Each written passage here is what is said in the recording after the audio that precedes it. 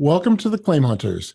I am your host, Chris Tidball, and I am here with Mike Cummings, who is the head of claims at Norfolk and Dedham Insurance.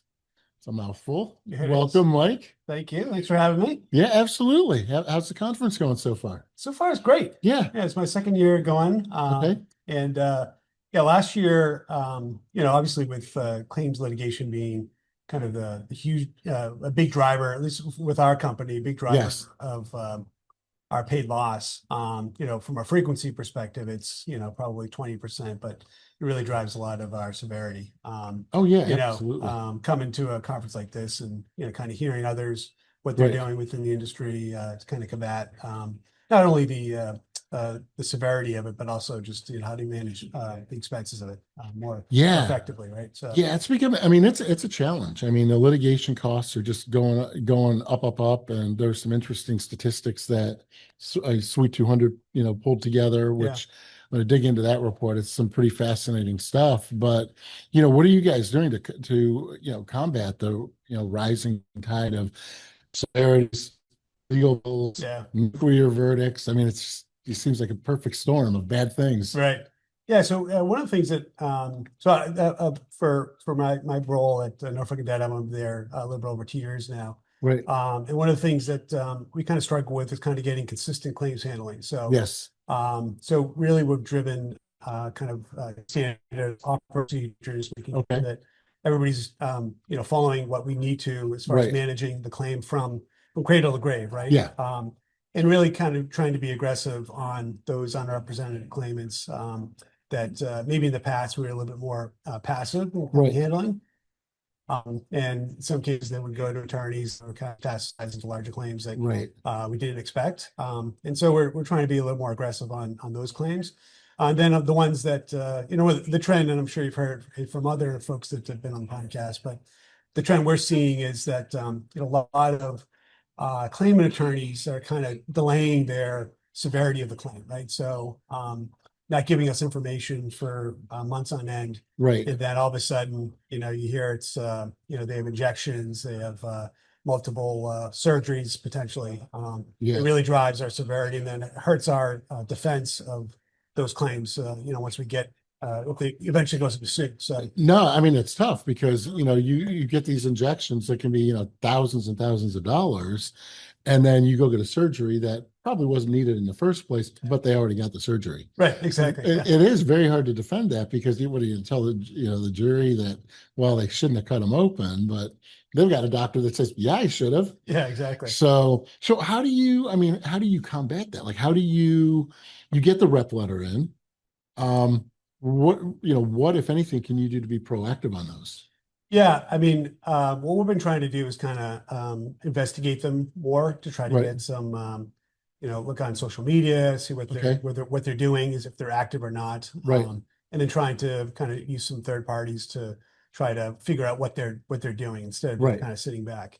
But again, if they're doing all that stuff, it's tough to combat it Right. outright. Yeah, but it's more about kind of just pestering the plaintiff attorney and Yeah. trying to get information from them so that you can be better prepared. So you've got it, claim comes in. I mean, and obviously there's hard fraud and soft fraud, Yeah, right? I right. mean, there's hard fraud it's an outright faked accident, it's a staged accident, and that's one thing. And it's about what, 10% of all claims. Yeah, But the bigger piece of the fraud is the soft fraud, right? So it's the accident really did happen, but you've got the medical bills. And it's about a third of the medical bills involve deceptive billing practices. right. You're upcoding, you're unbundling, your modifier abuse, all that. And I mean, you can sort of fight that at times, but again, it's tough depending on the state. Sometimes you can, board all your bills. You got, 50K policy limits, and you got $200,000 in medical bills that probably should have been 20,000, but Yeah, that's what they're putting up there, and that's what the jury's seeing. right. Yeah, So you get proactive, you get the rep letter in. I mean, you're doing your social media, right? I mean, that's what do they say, about 2/3 of all social media accounts are public. yep, Find out they're bungee jumping and scuba diving and traveling the right. world, Yeah, and document that. surveillance? You guys do any surveillance? Yeah, in certain cases we do. Yeah. If we kind of get some nibbles on social media, then we'll start to Yeah. do some surveillance pieces. So then are you getting out in front of the attorney with that? Like, look, before you're too far invested in this case, you might want to watch this with me. Yeah, and I think that's key too for these cases that where we're not getting much information. Right. If we get some nibbles on social media, we'll kind of dig into it. Right. Then we're trying to be a little more proactive with third parties. Yeah. Do you find attorneys are responsive to that? I think some are, some aren't. Okay. And again, I think if they're playing the game and kind of racking up some of the medicals, then Yeah. it's difficult to combat that. But at least you can use that in negotiations once once it's time to settle. Yeah. Um, and then eventually, if you kind of draw a hard line to try to have them throw it in a suit and try to have a jury listen to it instead of try to use it. Right. Usually, from a negotiation perspective, they're not going to use it. They're not going to be too swayed if they're really driven up the medicals too high. So Yeah. And do you have you guys had an acquisition recently, right? You acquired another yeah. So we merger yeah, we acquisition? merged Merge, okay. with Union Mutual of Vermont. Okay. So mainly their book of business is mostly property. Okay. But they do have obviously with a lot of GL claims that are Right. associated with that. So and their book was a little bit smaller than our book. Okay. And it's kind of positioned more kind of the northeast of New England, Right. where are primarily in Massachusetts. So their litigation is not as high as ours, Right. thankfully, but Yeah. kind of over time, it's probably going to start to drive up. And one of the things that we're looking at kind of jointly as a team is some technology to be able to better analyze medical bills. And Right. kind of once we get demand packages, trying to find those nuggets within those demand packages that normally would take a long time for an adjuster to kind of look Yeah. through. They're using AI to kind of Sort of. skim through those, Okay. try to find things that maybe you'd miss or you just don't have time to look at. Kind of sort it, organize it, index it. And Yeah. here's the like 10 things you really want to look at. Right. Yeah. And then and that gives the adjuster more time to go and do their investigation. Right. And hopefully, their investigation yields what they need it to yield so you can, build a strong case. Right. And Yeah. you got any good ones lately? Anything that's like, whoa, you got to hear this. Yeah, nothing that comes to mind. Actually, a lot of our, we write a lot of property and we're up in the Northeast. So we've gotten really hit by the storms recently. Oh, yeah. And so the big thing when you get a lot of snow up in the Northeast, it's Right. typically ice dams. So we've had a lot of ice dams, but also sprinkler frees up sprinkler systems. Oh, okay. Large commercial properties. That's probably been Sure. driving a lot of our severity. But those are tough to kind of combat. Yeah, it happened. It was a cold, brutal winter with Right. a lot of snow. And, Yeah, exactly. thing you guys had, was it Boston that had like a tremendous amount of snow, one of the storms? Yeah, kind of closer down by Rhode Island, they got Okay. like close to 3 feet of snow. Yeah, So that's it's unheard of. ridiculous. Yeah. And 3 feet of snow on a roof. It's Yeah. it's pretty heavy. Yeah, I was surprised we didn't get that many collapse. We got kind of one severe collapse claim, Yeah. but yeah, the majority of what we got for kind of the the snow related stuff was really ice dams. Yeah. So Yeah. So how are you guys leveraging AI beyond just your demand packages? yeah, so we're still kind of in the infant stages of Okay. kind of looking at AI. One of the things that we're trying to look at is using AI to kind of summarize our claim notes. Okay. That has kind of a dual purpose. One is we interact a lot with our agents. Right. So our agents are typically advocates for our insureds. And Yep. so when they have a question on what's going on with the claims, typically they'll go to their agent rather than they'll come to us Right. sometimes. And so to give agents more visibility into what's happening on the claim, we're going to be producing kind of a summary of the claim notes within our agent portal. Okay. That's the hope to be able to release that to them. So that's kind of one thing that we're working on with AI. Second thing is kind of summarizing claim notes and then being able to then detect actions as they happen through the claim. Okay. And then use those to kind of either tap the adjuster or tap the supervisor to Right. say that these are things that maybe haven't happened yet that you should take Yeah, that should take place, makes So, sense. Yeah, I mean, and that helps drive the consistency that you were talking about. I exactly. Yeah. mean, Yeah. And it really drives, quality. So ideally, if we can use AI to kind of quality control some of our right. claims and then use either prompts or Yeah, things within AI to, tap the adjuster on the shoulder, tap the right. supervisor to get involved in the open claims, then, Makes sense. So are you in office or out of office or both? yeah, we're both, we're hybrid. Okay. And so we're typically in the office kind of Tuesdays and Thursdays. Okay.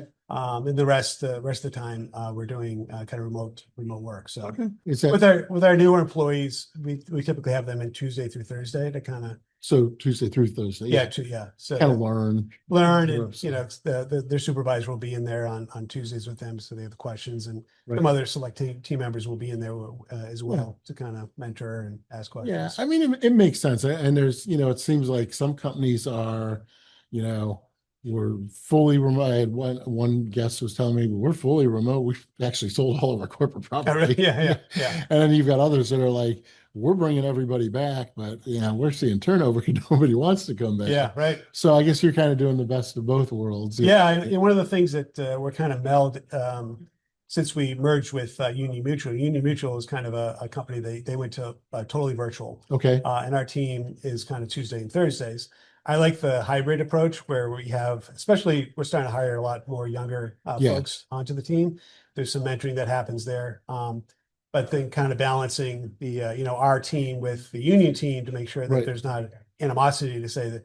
And typically it's on our team, it's the older generation that, they don't need to build up their network. Right. They understand what they're doing. So there's not really a need for them to be in the office every day. Right. Whereas they'd be great for them to be able to mentor some of the younger folks. So Oh, sure. it's kind of balancing those two is, giving, our more experienced staff the flexibility, but Right. also having them in the office to be able to mentor the younger generation Right. that's there. So Yeah, and it's you bring up an interesting point because you have across the industry. I mean, you have adjusters are retiring in very large numbers. Yeah. I think it's of all the professions, it's like right up at the top of we're out of here. Yeah. And you've got this younger generation. There's a knowledge gap. Yeah. Yeah. So what are your thoughts on? You mentioned you're hiring younger adjusters. Right. Is there a reason behind that?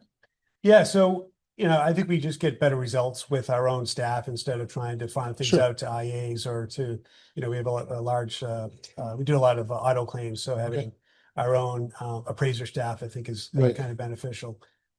So that's kind of the genesis of trying to hire more Yeah. people to get better outcomes, but also since we do have kind of a varied workforce where we have a lot of experienced folks that, as Right. you said, are kind of retiring out, to build that younger generation up so they can fill the ranks so we can have sustainable people Yeah. within the claims organization. And I do think AI is going to take some of that slack of people leaving and giving, people experience via AI to be able Right. to handle claims. But that's not going to happen overnight. And I don't think, hopefully it doesn't go away altogether. Right. I had a bad experience just recently calling like Verizon, Right. where I got stuck in like an AI hell of. Oh my gosh, yeah, it's the queue. You can't just get Exactly. around. You're agent, Yeah, agent. yeah. You can't get out of it, right? So I don't think we'll ever get to that. I hope not. Right. But so that there's some, there's got to be human in the loop to be able to have some conversations, and it can't just be all AI. Well, I think some companies are going to move to all AI handled claims, straight through processing of Yeah. claims. But I think we'll take it a little bit more slow than Right. that. I think just as a mutual in the Northeast, we kind of more conservative, and I think even our policyholder base is a little bit more mature. That Right. They like to have more of a face to face, not face to face, but just more conversation than kind of just dealing with Right. an AI bot and trying to set all claims. Yeah, So, talking to a person. We had a guest on here that was from an AI company, and we were talking through some pretty interesting stuff. Yeah. And the advancements that they've made are unbelievable. oh yeah, And it's crazy. the question is, are you ever going to get to a point where you have an AI bot that's so smart that it can critically think and it Yeah. can do things like negotiation? could it ever replace a human? And I think, in the AI world, I think they do think that is uh, could happen. I think I think it's it will happen. It will happen. yeah. I mean, so how does that work? You have you're an adjuster in a state, right? You're an Yeah. AI adjuster in a state. You got to be licensed. Yeah. So you got to license this AI bot. The AI bot commits bad faith because they didn't respond to the time limit Right. demand on Yeah. time. And now you're looking down, at a $10 million judgment, maybe.